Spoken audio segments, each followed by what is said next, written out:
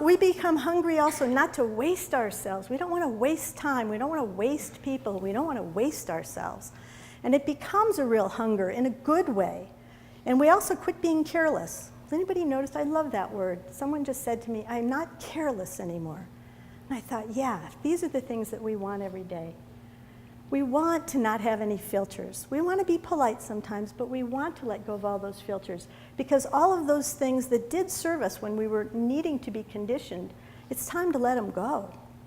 And that's one of the definitions of old school that we talked about. It says, teach knowledge without laws. Teach knowledge without laws. Isn't that cool?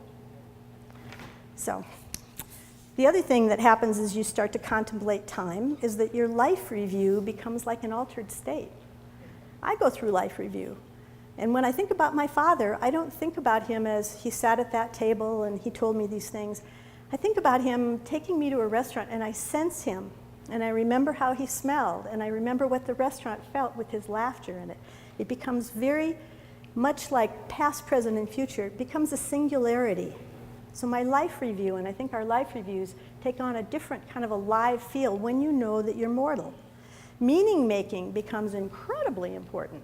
This is one thing that all humans need to engage in. We just do. We want to make meaning out of things. They need to be significant. And when you're young, it's often easy to get stuck thinking about the cause of something. Why did that happen? What is that about? Why did that happen? And as you get older, you find that you don't focus that much on the cause. You start looking at what meaning you can make of it, because this is current and this is significant. So time shifts everything. The other thing is that when you are older, meaning making is very important.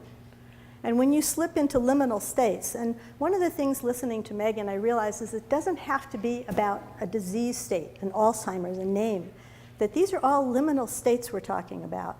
Times when we are here and times when we are not there. Times when we move around and we're part in our body, and sometimes it's our spirit that's the largest thing in the room.